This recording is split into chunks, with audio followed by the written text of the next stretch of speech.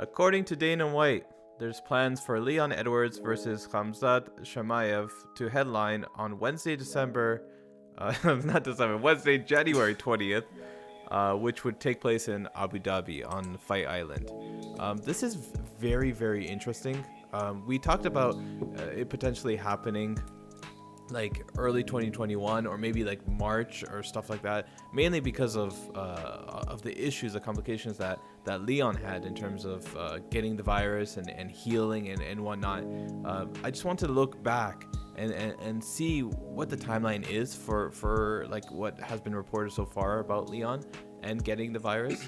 On December 2nd, Leon announced that he tested positive and lost 12 pounds. So if you assume that he got that result a little bit earlier than that, and he was weight cutting too, right? Yeah, so he got the results a little bit earlier than that. Say it's like late November, he actually got it. Taking that into account, and the fact that the bout was originally scheduled for December 19th, he was probably weighing around 15 or 20 pounds over the welterweight limit around that time. So say a typical fighter that fights at 170, about 17 days out before a fight, you would want to weigh around 186, 191, around that time frame, right? Because you want to give yourself enough room to not be too heavy, so that you don't have to lose so much weight, but at the same time you're at a good fight shape, so that you're able to train at optimal levels. So if you want to be at 186 pounds to 191 pounds, and then you add in the fact that Leon said that he lost 12 pounds, that would probably put him around 174, 179 range. That is very, very close to his fighting weight, and significant. Like you want to be around that weight, maybe like 4 days out before the fight, so that you're able to cut down to 170.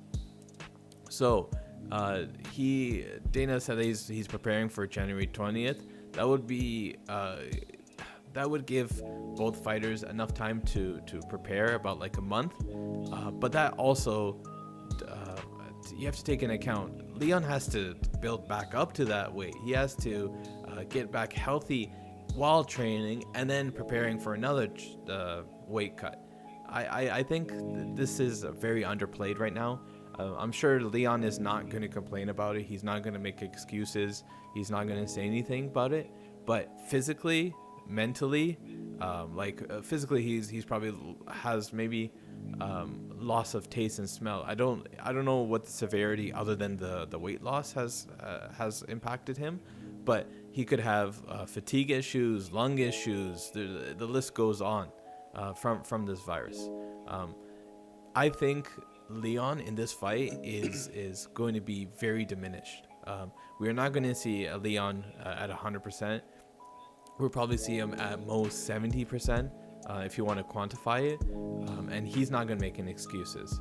That taken into account, this changes a lot for Khamzat. I think Khamzat's chances just skyrocketed, because not only does he face a Leon Edwards that's hurt, you also face a Leon Edwards that's still recovering and has to make all these adjustments to get better. Even though Leon might tell you like, yo, I feel so great, I feel so good, he's still recovering. He doesn't necessarily know how far his lungs can go, right, in terms of actual fight conditioning, right? There's so much that has to go into it. Yeah, so like you said too, with the virus, with the virus, there's a big issue with your lung capacity after, right? Mm-hmm. So I doubt he could go all the rounds now, because from what I hear too is that your lungs don't go back to normal for, I want to say, at least 1 to 2 months with the virus. So I'm not sure how his cardio is going to be, and we know Khamzat too. Like, I mean, with Khamzat, we haven't really seen him the fight too long because he's just knocked everybody out, right? But yeah, you're right. Now this is gonna up his chances by like 200%, right? So you 200%? 200% is a big number. I think so, bro. Yeah, it's very like the type of symptoms that people have, and the recovery time and long-lasting issues that they have in terms of this virus. It's not all consistent across the board, but there is a big chance that he does have these long-lasting issues that will stop him, will hurt him in terms of his performance. Now, do I think Khamzat beats Leon Edwards? I still don't know. I still go towards Leon just because of his resume and what he's done. And if he's saying that January 20th is possible for him, he must know a little bit more than what we know. He might be. That's still way too close, man. In our last podcast, I think we were saying that like if he was to come back, it should be around March. Yeah. And now he's fighting in like almost, I want to say 25 days or something. You know, that's like. And that's too close. That's 25, yeah, from now. So he has, from when this was announced, he had about a month, and then another like 5 days or so to weight cut. So like 5 days before the actual fight. So he doesn't really have that much time, because if you consider he has to recover plus train at the same time, it's like a huge toll on his body. I would want to I would be interested to hear from his camp. And see like what's happening from a day-to-day basis, but I don't think they would reveal any of that information. This is just pushing the Khamzat narrative, man. They want him to fight him and beat him, and then I take a spot, and there goes Leon Edwards. He's gone. News came out. Sorry, man. News came out. UFC is targeting lightweight fight between Islam Makhachev and Drew Dober. Per multiple sources. No official date yet, but March 6th is an option. That's a damn good matchup. I'm reading off a tweet from somebody. I forgot. I'll cite it next time. Helwani. But March seems to fit the agenda in terms of Islam's schedule. Ramadan's in May, so he's probably not going to fight anytime around that. So March would give him some buffer. Drew Dober is kind of a strange fight. So Drew Dober is actually ranked at 15 currently. So he's in the top 15 in lightweight. However, he kind of took the other route in terms of how he's going to fight for the next year or so. So what it looks like from what we discussed, if you remember, we talked about how Islam has a couple options in the way that he approaches getting to the title or continuing his rise.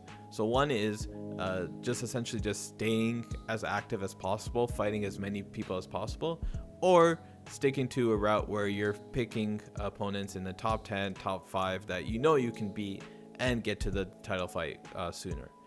It looks like Rafael dos Anjos, RDA, was that second option where he's top 10, he was top 6. You could probably say that Islam would beat him, not pretty easily, but he would probably win against RDA and catapult to that top 10 and possibly top 7 around that area. Doesn't look like they are interested in that fight anymore. UFC perspective. RDA is super active on Twitter and stuff like that. I haven't seen anything from him as of recent regarding that Islam fight, but the UFC has elected to not go that route and go the other route where he's just super active. Drew Dober is no slouch. He's 32 years old. Has been in the UFC for 7 years. He hasn't fought too many of the top 15 lightweights. He fought Haq Paras though, our Avian brother, right? But he knocked him out in one round. He's on a 3-win fight streak right now.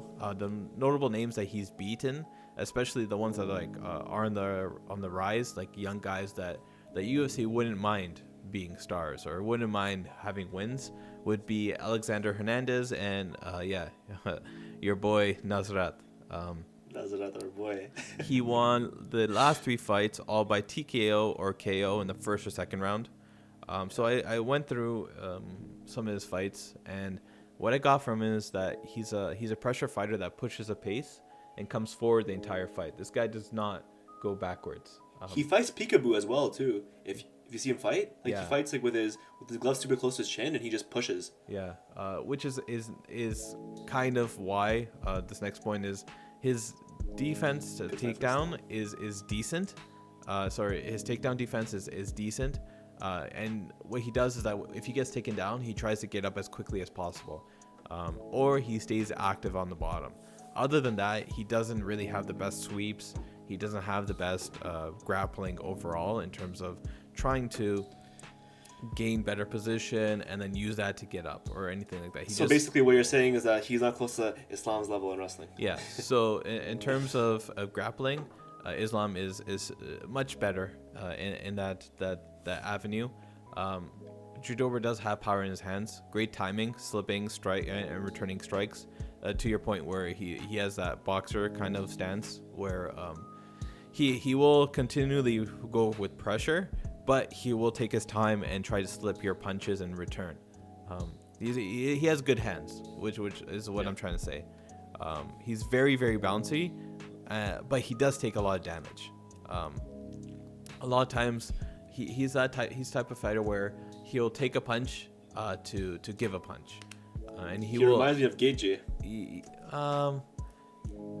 Yeah. Well, like striking wise, well, not like as much overhands, but Yeah, Gaethje is not as bouncy as this guy. So, Judober really is a first round or second round fighter. If it goes a decision, I don't see him winning a decision, especially against Islam. But Islam has to be careful in that first round. If you see his fights against guys like Nasrat, he just went forward, even though Nasrat was going forward as well, and eventually just clipped him. I'm scared for Islam, man, because we've seen his chin been cracked before, you know. Yeah, but like out with Judober, I don't know. The last time that Islam lost, or the only time he lost, was due to strikes. If you see that fight, his striking was not at the level that it is now. He was lunging forward. He had his hands down. You could tell that he was very, very early in the striking game, and that was a long time ago. I don't think Islam is the type of fighter that's going to engage in what Judober wants. Judober wants to stay in the pocket and just fling hands, just like throw haymakers at his opponents, and he catches them. Nasrat, swing first. Nasrat, he should have had a better game plan where he didn't initiate that, because he was testing who's gonna hit first, and he lost in terms of like staying in the pocket and lunging forward. But if you also look at Judober, his most recent top 15 fighter, other than Islam now, was Beneil Dariush, who submitted him via armbar. So Dariush also fell into the Judober trap, where he started throwing hands and lunging forward and like making it a dogfight basically. But Beneil Dariush ate those shots and then slowly wore him down. He took him down and he beat him via armbar. You could tell the massive difference between the two of them on the ground, and Judober just didn't have the grappling skills to fend off anything that Beneil Dariush had at that time. So I think Islam Makhachev will win this fight, but he has to go with Father's plan. Do you know what Father's plan is? Father's plan is smash. No, it's not. No, that's Khabib's plan. Father's plan is you stay on the outside, you pick your shots, and then when you get a chance, grapple, put him against the fence, take him down, and then submit him. I hope Islam Makhachev does that, and he doesn't think that he doesn't overvalue his striking skills and his ability to counter. Have you watched that one fight with Islam and the Arman guy, where they were putting on a sick it was all wrestling for 3 rounds? Did you watch that fight? No, I haven't. It was recently. Yeah. But man, if his wrestling is anything like in that fight, this is gonna be a tough fight for Dover. Yeah, I think Islam could beat him in the first round if he takes him down and just holds him there and tries to advance position, slowly get to mount, and just armbar him, whatever it may be. But he has to be careful in that beginning. He cannot get sucked into that striking match. I know Islam Makhachev loves his striking now. Is a very good counter striker, can slip punches, can stand with the best of them, but he will get caught. He will get hit by a couple punches. Just by all these Drew Dober fights that I've seen, he does hit people. Now I don't want him to think or rely on his chin, so I rather him just go with father's plan and win this fight. Nothing against Drew Dober. He's a very good fighter. He's a UFC veteran. It's just Islam Makhachev just has more tools right now. He's a little bit younger, and this could be a very, very good test for Islam to get to the future. And hopefully after this fight we see the Brock Lesnar fight. Inshallah. Every fight you got to mention that, huh? It has to be. Like Dana White earlier this week came out and said winner of Charles Oliveira versus Tony Ferguson could get a title fight. Good old Uncle Dana, eh? Uncle Dana. But the thing is that we talked about this week was the possibility of this timeline where Tony beats Charles Oliveira, Khabib meets Dana White on January 20th, I believe, which is the Conor versus Poirier fight, and says, you know what, Dana, I see Tony as an equal now. I want that fight. Let's make it for the lightweight title and do it. Let's have this big return. Unfortunately, Tony had other plans, and he lost to Charles Oliveira via decision. Was it? Was it decision? It was via decision, yes. Yes, it was via decision, yes. Though the reason why it's kind of hard to remember is because all I have in my mind is that armbar where Charles Oliveira took his arm, bent it, and then readjusted and bent it even further. So the situation is Tony Ferguson is gone on a 2-fight losing streak now. He's got a lot to reevaluate. During the fight, I felt like Tony really didn't do anything. His arm was broken. His arm was broken. He couldn't do anything. Listen. Show respect, okay? Don't make fun I of have Tony respect, man. I have respect, no bro. respect. I have respect, man. He got control the whole time. He didn't create any offense. Yeah. It was not fun to watch, you know? So the way that he fought that fight reminded me of previous Tony Ferguson fights where he takes his time. He's not necessarily the fastest starter. He has like an incline where he gets better after every single round. The problem is that he just let Charles Oliveira do things that Charles Oliveira shouldn't have been doing to him.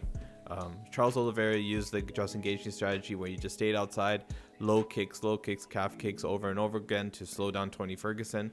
But the thing that he did different was that once he got the body lock, he very easily just picked him up and put him onto the mat. And he kept full mounting him too, over and over again. So he couldn't do anything with it. So Tony Ferguson was on the ground, wasn't very active. He would get into these awkward north-south positions and would get stacked.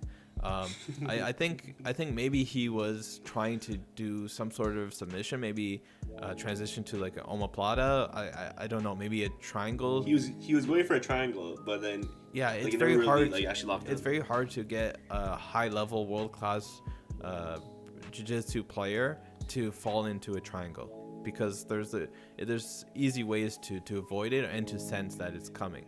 Usually the people that get stuck in triangles are ones that are not the greatest at grappling.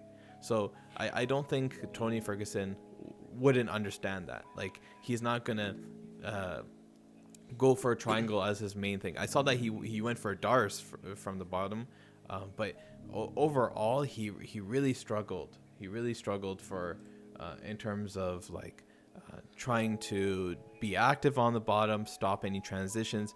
Charles Oliveira got mounts pretty easily. It didn't take him that long. We didn't see any. It was so sad to watch this fight, man. It just showed at the end of Tony Ferguson's era. No, it's first with the Gaethje fight, and now with this. I don't know. See, the problem is that we've had resurgence in people's careers after these type of losses. The only difference is that these resurgences are usually at heavier weights, right? So and younger. No, yeah.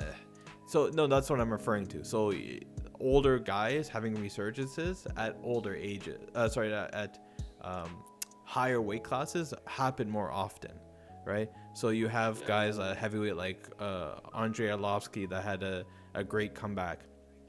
you had guys like Dan Henderson that had great comebacks, right? But the problem is that these guys are a lot bigger, a lot heavier. I think Tony Ferguson is completely capable of doing that. It just seemed like what Khabib kind of said was that Tony Ferguson after that Gaethje fight was not the same and won't be the same. It's very, very difficult to assess Tony Ferguson just off these two fights. But from what history tells us, it kind of looks like he's on a decline now. It's either that or he has to just go back and take some time off and figure out what he wants to do. I know that, or change his whole training method too. You know, yeah, like he doesn't have too many coaches. He was talking about to the coaches, and he was saying that he doesn't have coaches, he has trainers.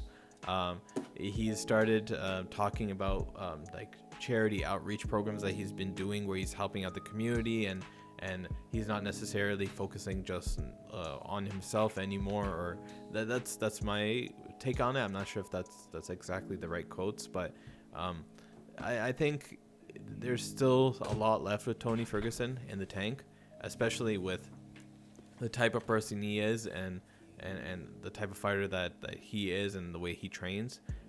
I think he just needs to take a little bit of time off. Maybe come back in September, go home, spend time with your family, and see what happens. I don't think if Poirier and Conor happens, I don't think either one would want Tony Ferguson fight. After that, they wouldn't say, "Oh, I want to fight Tony Ferguson. Tony Ferguson gonna be my first defense." I don't think there's enough there, especially after 2 losses. I want Tony Ferguson to do what he feels like he wants to, but if he wants to keep fighting, I would say give it at least 6 to 8 months before you do anything. And I think Tony should retire. Yeah, it's not up to you to decide, unfortunately. Right? Yeah. There's a lot of people that are writing him off. I could tell from that fight he was a little bit gun shy. He tried to use the same strategy that he's always been doing. The guy's arm was broken, right? So before that, he tried to use the same strategy that he's been using for all his opponents in the past, whether it be Cerrone, whether it be Pettis. Like, he tried to use the same strategy. It wasn't the best strategy against a guy like Charles Oliveira, who is a veteran in himself and has like very, very good grappling, that has knowledge of how you got beat in the past, right? He knows that Justin Gaethje beat you with this strategy. So he basically took Justin Gaethje's strategy and like one-upped it. He's like, okay. I'll say one thing about Tony Ferguson though. That guy is tough, man. That arm. I don't like that. I don't like that. I had to turn away. man. Like after he hyperset it again, man. I just turned away. Yeah, I don't like that narrative. I don't like this whole narrative that's starting to be going around about Tony Ferguson, and that's oh, he's so tough, he's a warrior, blah blah blah. Like this, I don't like that. There's so much damage that's gone onto his body that unnecessarily. Like in the Justin Gaethje fight, people are like, oh yeah, Tony lost, but he's a warrior. Like I get it, but there's so much unnecessary damage. Just because he's able to withstand it doesn't mean that he should be taking that kind of damage. And like his arm is messed. His arm is done. He barely even used it. So yep, I wouldn't be surprised if he has to get in a cast for the next 6 months or whatever amount of time. Yeah, and he'll crack that thing open and try to rehab it himself all over again.